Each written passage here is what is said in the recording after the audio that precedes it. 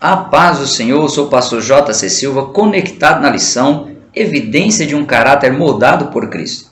O objetivo da reflexão bíblica de hoje é entender o ideal de vida para o cristão exposto no Sermão do Monte, mostrar a importância de cada cristão ter e manter o caráter moldado em Cristo, conscientizar de que Jesus ele é o maior exemplo a ser seguido. Se você ainda não se inscreveu, se inscreva no canal, acione o sininho para receber as notificações sempre que houver uma nova postagem. Assista todo o vídeo e ao final deixe seu like ou seu dislike. Compartilhe o vídeo nas suas redes sociais, seja aí um canal de bênção para outras pessoas. O texto de referência da reflexão bíblica de hoje está em Mateus capítulo 5, versículos 1 a 12, no qual é registrado as bem-aventuranças ditas por Jesus. O versículo do dia está em 2 Coríntios capítulo 5, versículo 17, que diz: Assim que, se alguém está em Cristo, nova criatura é. As coisas velhas já passaram, eis que tudo se fez novo. Na verdade aplicada, o pastor César Rosa, ele alerta que os discípulos de Jesus devem produzir frutos a fim de que o mundo possa ver Cristo em nossa maneira de viver. Na busca por ser mais parecido com Cristo, de ser de fato discípulo de Jesus, vamos aí analisar o mais famoso discurso de Jesus sobre o ideal para uma conduta cristã genuína de um cidadão que pertence ao reino de Deus. Para o pastor norte-americano John Stott, no seu livro Contra a Cultura Cristã, a mensagem do Sermão do Monte, as bem-aventuranças descrevem o caráter equilibrado e diversificado do povo cristão. As 8 qualidades devem estar impregnadas em cada cristão, de forma que ao mesmo tempo ele seja manso e misericordioso, humilde de espírito e limpo de coração, chore e tenha sede de justiça, seja pacificador, mesmo que esteja sendo perseguido. Até mesmo pessoas críticas ao cristianismo, devotas a segmentos não cristãos, adoradoras de deuses pagãos, reconhecem o Sermão do Monte proferido por Jesus como sendo o ideal de vida para o ser humano. Para o aristocrata e escritor russo Lev Nikolaevich Tolstói, se tão somente os ensinamentos, os mandamentos de Cristo no Sermão do Monte forem obedecidos literalmente, todos os homens serão irmãos e todos estarão em paz uns com os outros. Para o líder indiano Mahatma Gandhi, ainda que todos os livros do mundo fossem perdidos e ficasse apenas o Sermão do Monte, nada seria perdido.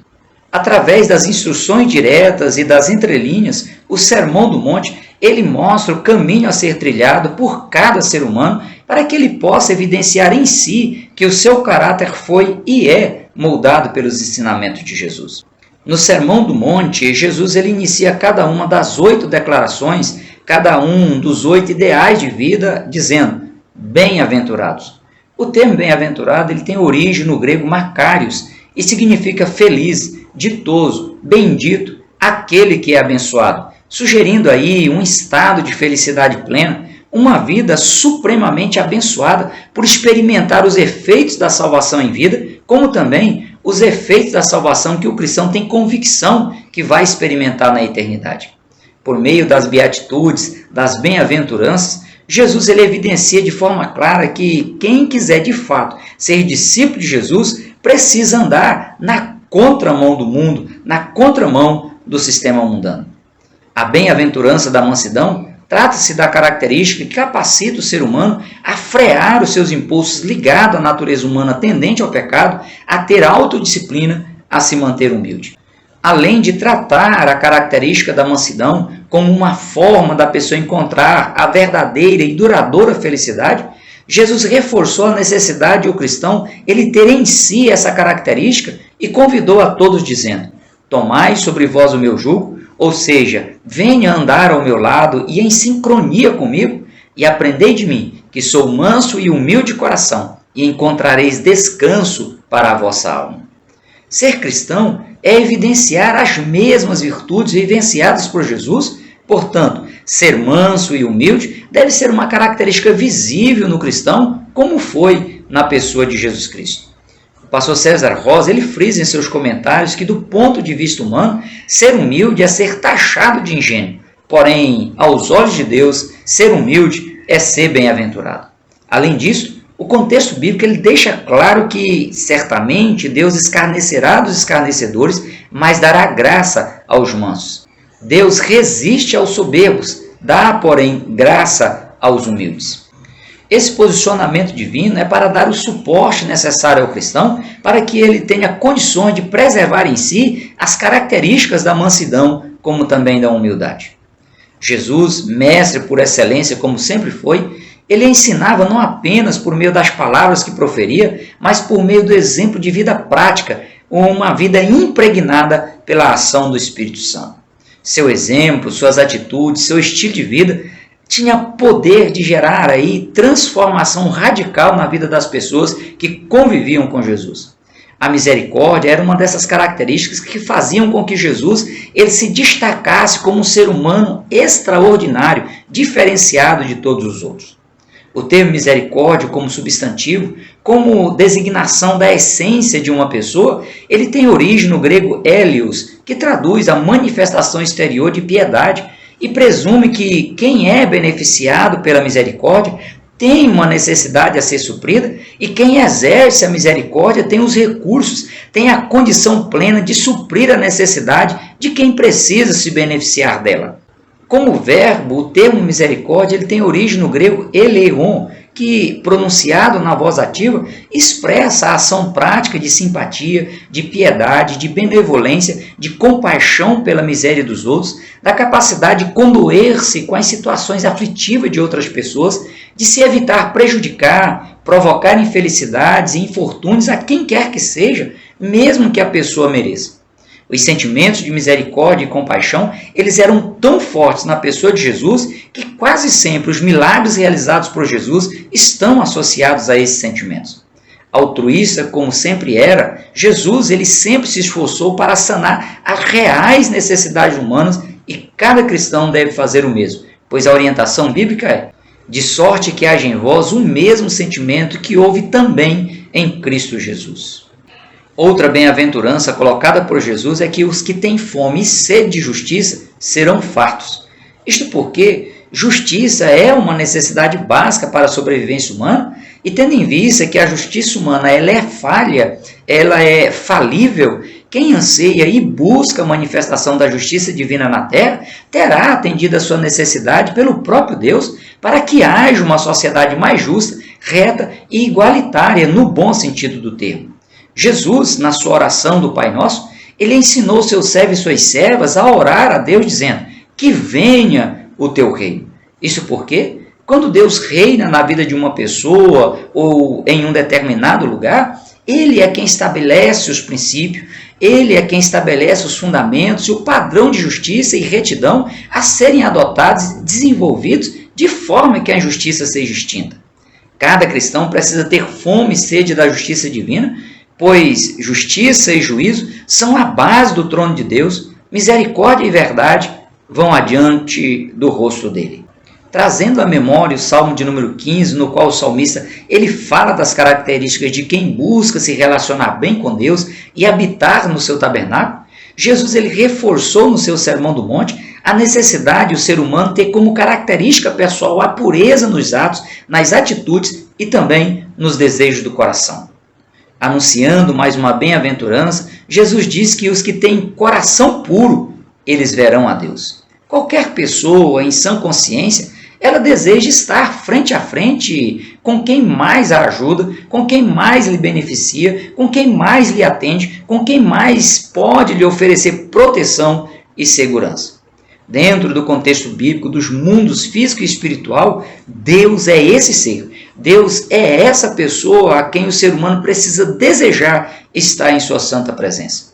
No entanto, apesar de Deus ser onipresente e por isso estar presente em todos os lugares ao mesmo tempo, a grande questão é a pessoa se esforçar para estar na presença abençoadora de Deus. Se a pessoa tiver que ir a algum lugar onde a presença abençoadora de Deus não possa ir, a pessoa deve deixar de ir nesse lugar. Para que isso seja possível, é preciso o ser humano ser puro de coração. Em outras palavras, é preciso o ser humano viver uma vida de santidade, pois sem a santidade ninguém verá a Deus.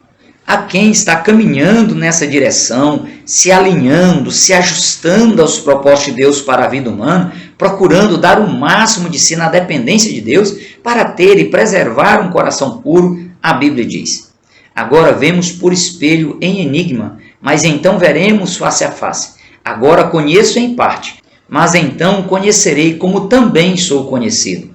Amados, agora somos filhos de Deus, e ainda não é manifesto o que havemos de ser, mas sabemos que quando Ele se manifestar, seremos semelhantes a Ele, porque assim como é, o veremos.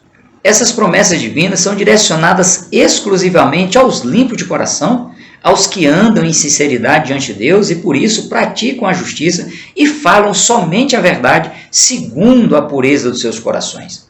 A pureza de coração, ela impede a pessoa de difamar ou prejudicar outras pessoas, mesmo que elas sejam suas inimigas declaradas. Impede a pessoa de ter uma mente maligna, pois ela não está sob a influência e nem sobre o domínio da natureza humana tendente ao pecado. Uma pessoa pura de coração tem o firme propósito de servir a Deus e de ser fiel a Ele até o fim.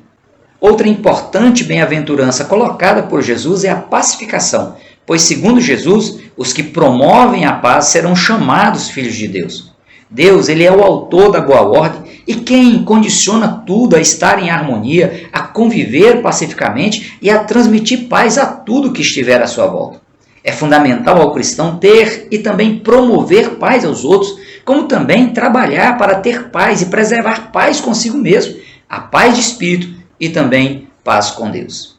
Se Jesus é o príncipe da paz, se Ele é o primogênito, se Ele é o primeiro e o mais notável a oferecer e a promover a paz, os discípulos de Jesus devem demonstrar de forma prática, perceptível e visível essa mesma característica.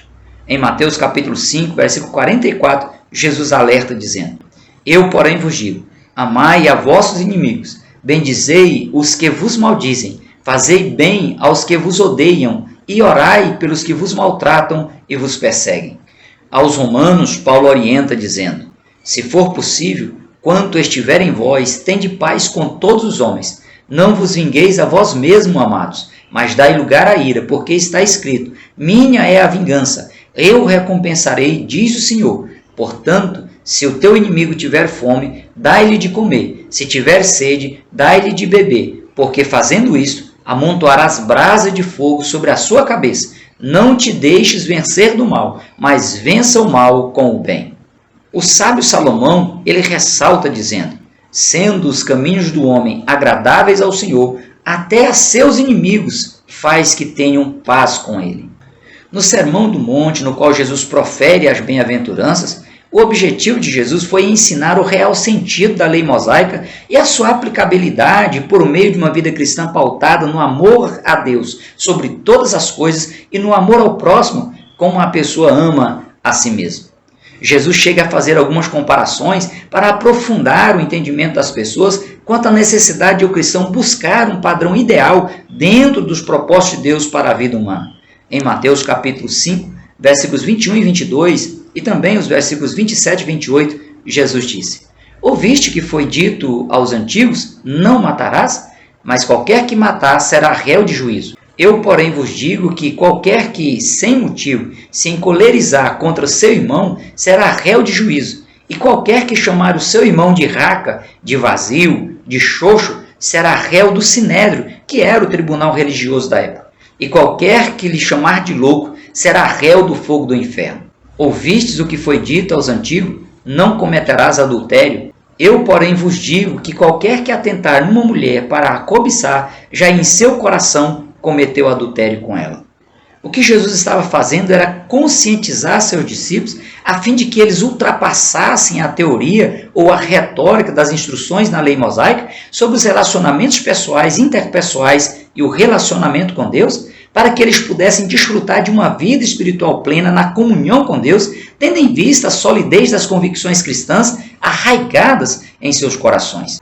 Além disso, os servos e servas de Jesus Cristo, eles precisam transmitir tais ensinamentos e demonstrar ser exemplo de vida cristã genuína para atrair outras pessoas a se renderem a Cristo como Senhor e Salvador de suas vidas, a exemplo do que ocorreu com os apóstolos e com os demais cristãos da igreja primitiva.